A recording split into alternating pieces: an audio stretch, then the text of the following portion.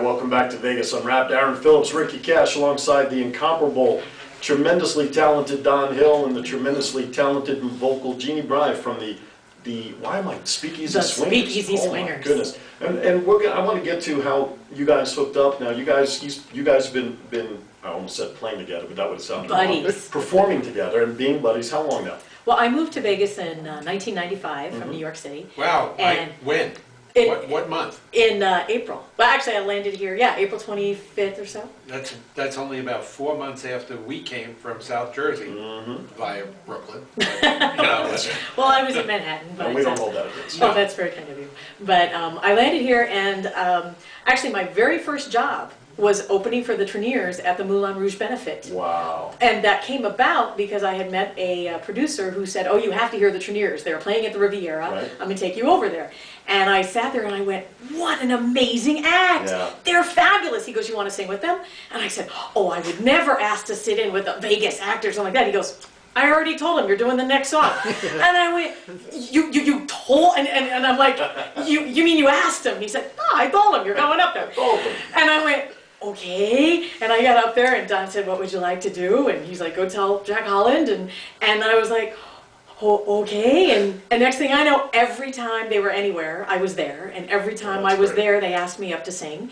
And I mean, they are probably the most gracious band on the planet, in addition to being the most talented band on the planet, and the most energy and the most amazing hearts. They were just an incredible band. Yeah. And I loved them to death. And we were alive. You were alive, baby.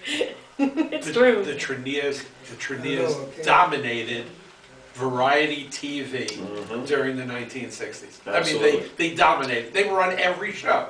They were on Martin and Lewis. Martin and Lewis. They were on like Ed Sullivan and Andy Williams. I mean, every single special. There were the Treniers.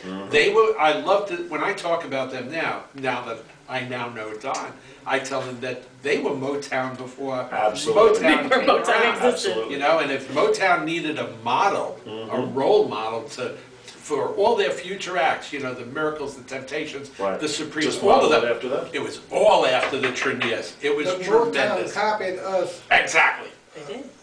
Stole a lot of your dancing. Oh, there's no doubt about it. I see Smokey Robinson now. You know, I mean, they all moved exactly like the Treniers. By the way, I want to let our listeners know, if you go on YouTube and you punch in the Treniers, Treniers, you'll see the Treniers with Calypso if you punch that in. Right.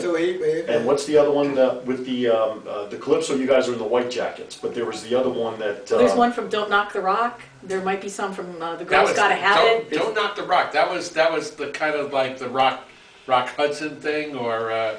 Arthur Street was like introducing all sorts of different acts. And if you just punch in the Treniers, folks, all these videos are going to come up, and you made a great comment along the lines of what they just said when you and I were viewing them at your house. And you can see me again on YouTube with Louis Armstrong and Billie Holiday. Yes, on what movie? I was getting to that, but you. New Orleans. New Orleans. There you see. It's a movie, New Orleans. In the band when she's singing. Let's see, if you're looking at the screen, it's all the way to your right, over her shoulder. Is this saxophone player sitting on the end of the band, and that is Don sitting there, and I have it in still. That's me. Did you get a SAG card for that, by the way? A Screen Actors Guild membership card? You were in the movie, even though you didn't talk. No, you talked through your sax. But. No, I was in the musicians. The Musicians Union? Yeah. Gotcha.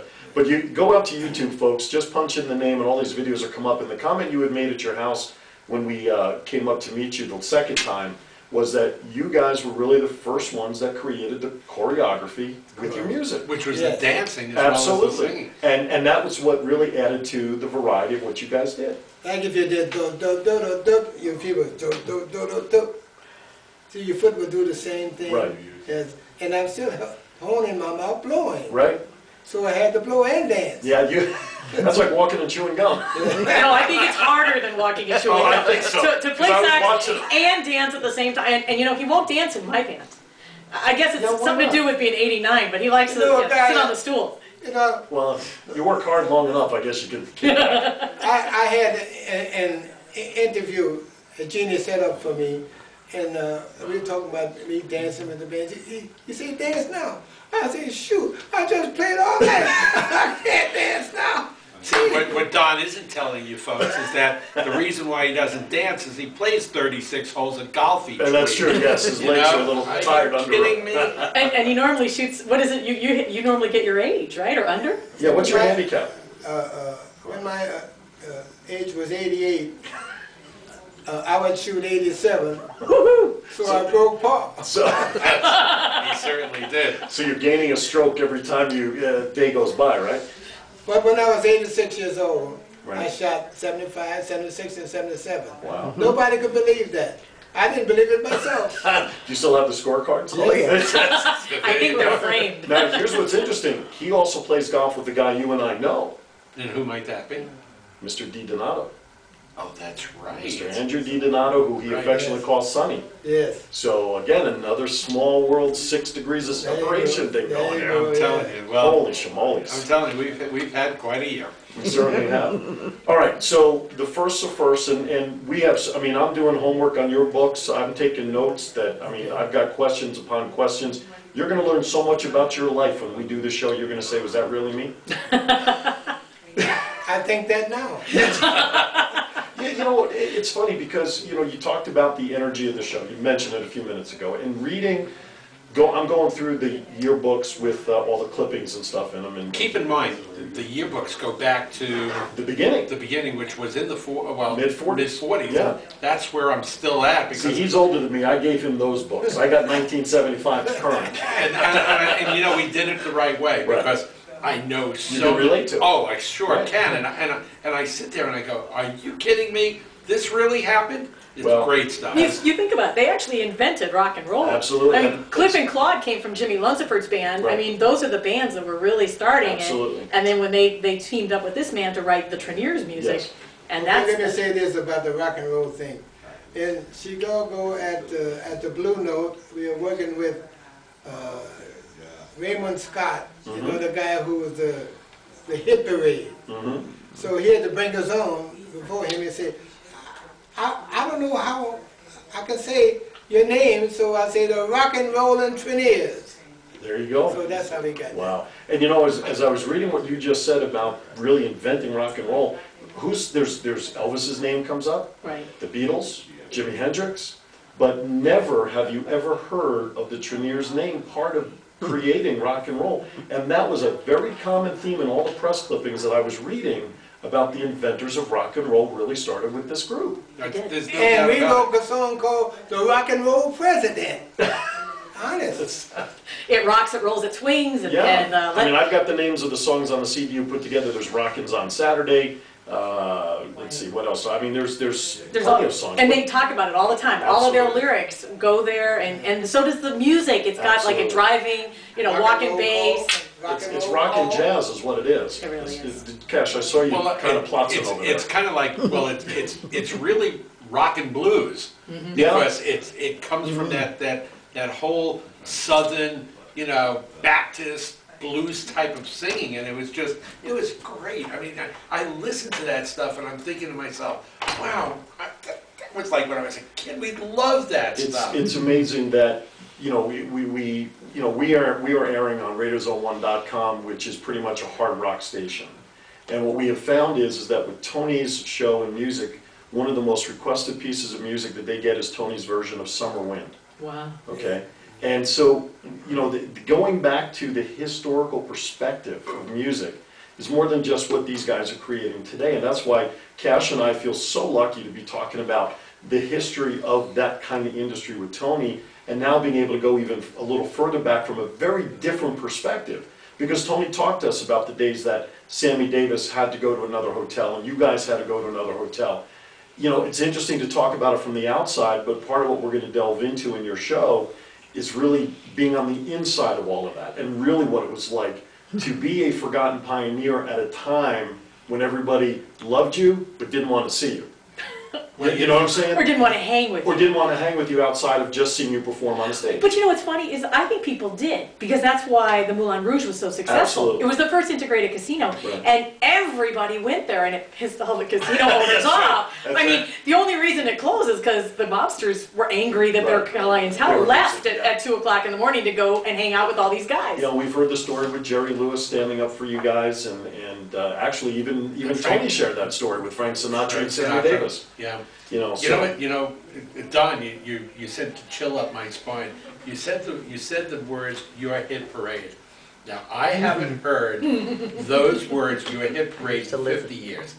That was, without a doubt, as a kid, that was my favorite weekly show. And when you mentioned the guy's name, Scott. yeah, and Dorothy Collins. I mean, I remember it, and I'm thinking, They were there. it was amazing. Yes. Snooky Lansom. Snooki Lanson. Oh, part of Jersey yeah. Shore. Yeah, there's a Is new that- No, Snooki now. that's not that's Snooki didn't hold the candle. So there were 4 people, and what they did, Phillips, they had a top 10, and it was a top 10 every week, and some of it was like it was close to Billboard, but not quite, and they would sing the top 10 from 10 to number 1. That's true. It was the best variety show. Was that before or after Dick Clark show? Oh, it was way, it was before. Way before. It was way And- before. And not only that, but they would actually choreograph it. And they would take a song like a Doris Day tune, and they would make it a choral number with dancing.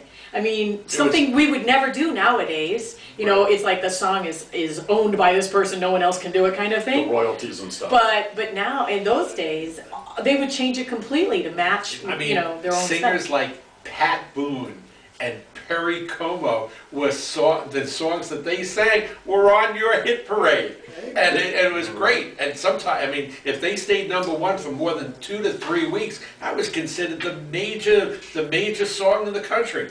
Playing in the background is Unbelievable. Rockin' on Unbelievable. Saturday night, and at the beginning of the song, just heard a little saxophone playing. Of all the instruments you play, so you mentioned sax, trumpet, clarinet, alto, and flute. Oh, flute. Seriously, obviously everybody identifies you with the saxophone. Is that your Yes. most favorite instrument to play? Well, yes. Well, see, Right, he doesn't have the blowhorn in that. Remember? That's true. Not as bad as the guy who has to blow the trombone in the Speakeasy group. no, it's most of the alto I had to play on all the records because I didn't start playing the tenor then. Okay. And now Jeannie wants me to play tenor. I want him to play anything he wants to play. Well, there you go. And he picks tenor, so I'm fine with that. Well, my wife wants me to play tenor. Yeah, really, she's the real boss. That's my agent. I know. Actually, I have to You want to admit, talk about a PR person? I was going to say, She was great. When we were there on the 3rd, I mean, she was our marketing person. I gave her a stack of cards, I think within like 3 seconds, she was back Well, wanting more. we got there and every hustle and bustle, and I turned to Phillips and I said, "Who's that lady? She's like all over the place." And he said to me, "That's Gloria." I said, "Gloria? Last time I saw Gloria, she was in her pajamas." That's not Gloria. That's a whole nother show. Let's not even go there in pajamas. I really got to tell you a story on that. I was being interviewed for the Rock and Roll Hall of Fame, whatever it was. Right. And the guy said, "Who's that lady? Is that your groupie?" I said, "That's my wife." Son of a Well, gun. technically, she would be a groupie. Technically. By the way, as I was I reading, don't know how you came up with I that. have no idea. That's I all do right. stuff on this show, I can't figure it out. From anybody else. But I want to mention, as I was reading through the literature, they were talking about the Tropicana Hall of Fame.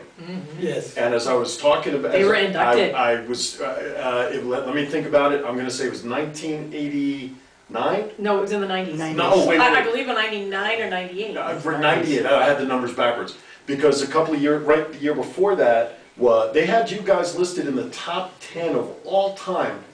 And during this press release I'm reading, you had not been elected just yet. It was the election to get in just before you guys did. Even ahead of Elvis. Now, That how amazed long, me. Don, how long did you guys perform at the Riviera? Lots of time. Because You lose count. but they have a wall in there, Right. And with all pictures and names. And because we saw it at the Roller Girls, Right. and it never occurred to me to look Right. this Saturday. We're looking You're at I'm looking again to make sure that they're I there. mean, we're going to talk Not about there, Gloria. we're gonna talk checked. about days when you were with Cheap Red Fox and doing all that stuff. We'll get into all that. I want to step aside for one last break. You guys stick around to the top of the hour? Sure. Will Gloria let you stay another 10 minutes? I gotta ask my agent. Can he stay out and play for another 10 minutes? All right, Gloria gives us a thumbs up. Is John in the booth in there to take us to our last break for this hour? Going. Okay, well, I guess he must be looking for Jose. Jose is one of our groupies. Oh, I thought that was the warm beer. Is he drinking out of that bottle out there? No. Jose is our roadkill lunch truck driver that calls in every once in a while. Yeah, So, from the western part of Mexico. yeah, Australia, the Mexican section of Australia. So since he's not in the booth, we're just going to keep going to the top of the hour. So It's all right. That's all right. We'll pay bills next hour. All right.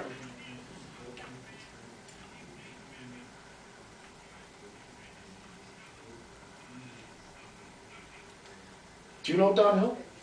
No. I got Gloria about Starlight.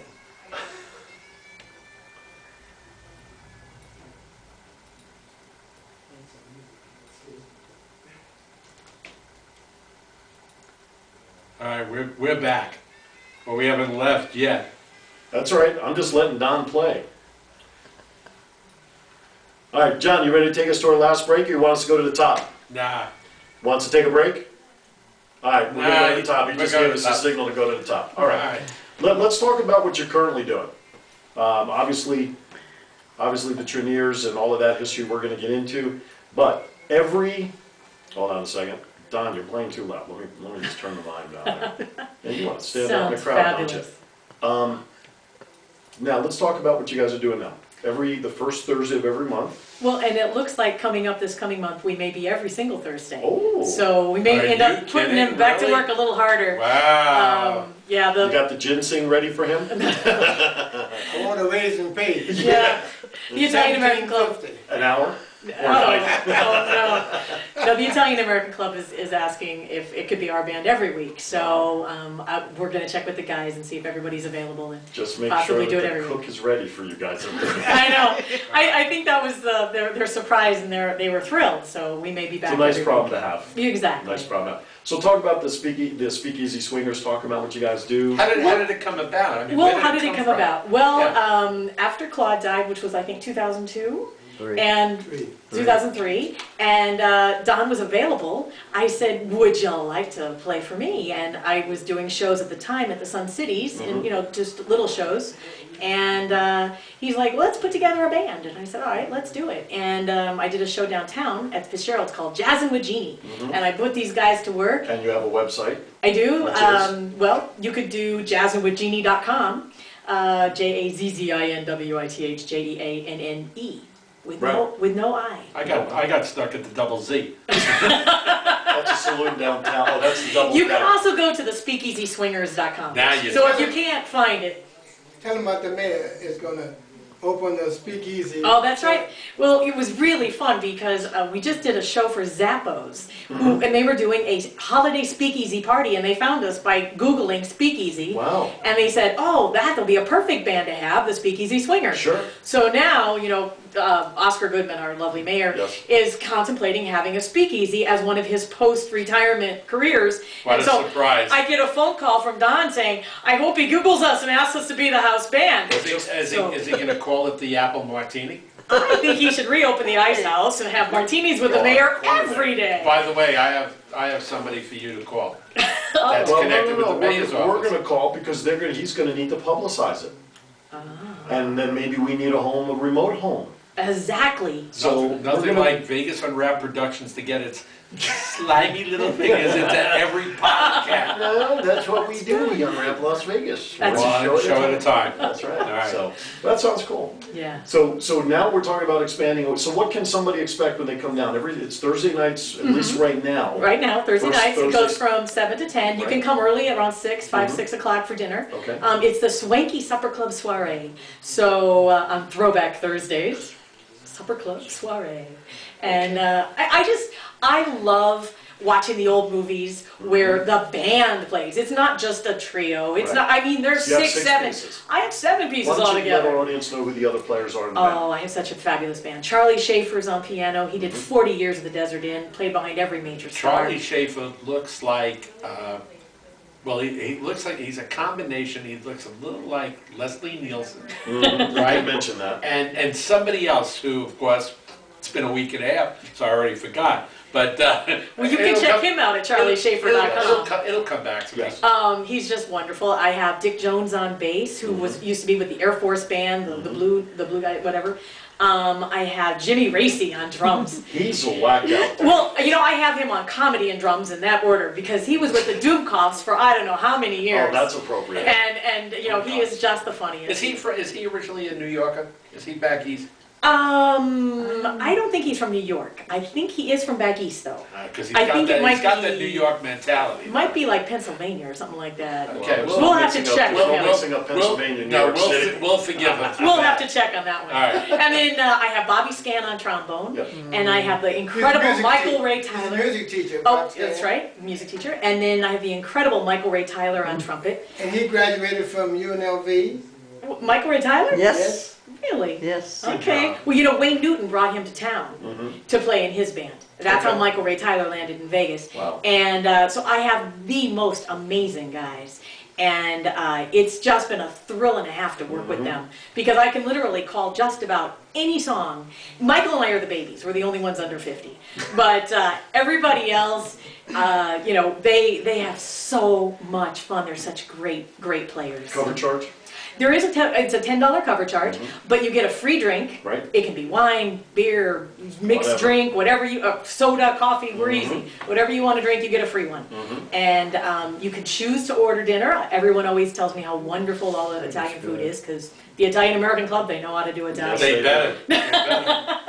And, you know, no, that's optional, but we have a beautiful, huge dance floor. It's an all-ages venue, so, because the bar's in the next room, so everybody can come in and just have like a real supper club experience. On our band breaks, I do try to do a floor show every hour. And, you know, like they did in the old movies. Right. And they have somebody come up and sing a song. Wow, let's And- talk about that for a second. I love a First floor of all, show. yeah, there was the one guy who's handicapped, right? And he brought the house down, That was Mark Giovi. Mark Giovi, and then you have one of the bigger version of Elvis. Oh yeah, Big Pete. He does an amazing, you know, he was in Legends for years. Let me tell you, that's where I recognized him. Okay, because he was amazing. He's He was wonderful. amazing. In fact, if I see him, I'm going to ask him to do a request.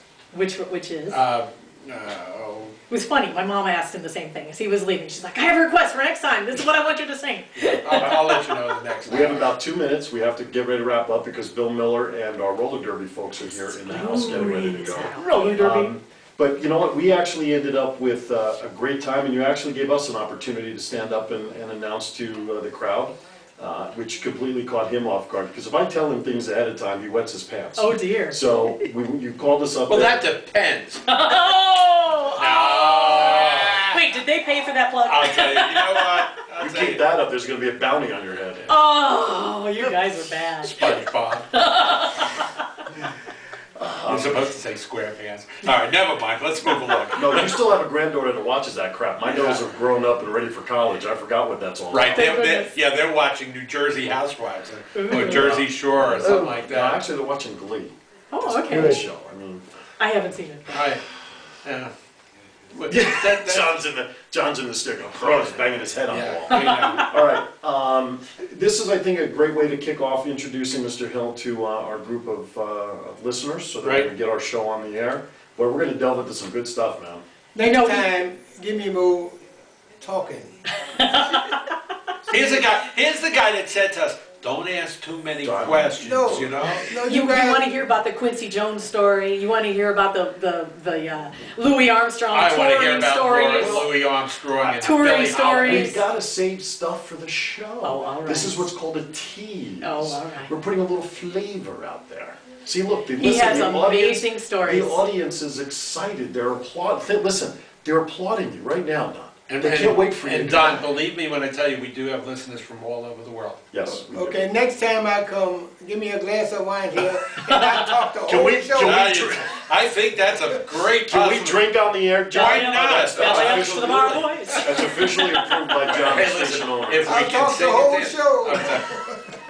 Belly up, belly up. It's approved, it's approved. We had to get that approved, but John approves it, so we're good to go. All right, listen, Don, it's been a pleasure. Thank you. Next time, we'll have a whole hour all to yourself. Thank you for having me. Are Our you pleasure. kidding me? It's Pleasure's the ours. best. And we're gonna see Jeanne? you on March, I Third. believe it's the 3rd. Third, because We'll be March is Vegas, February fall is 3rd, the same. right? Gloria, thank you for pushing the button. You can disconnect that. We want to thank you. I think we're working at All that. right.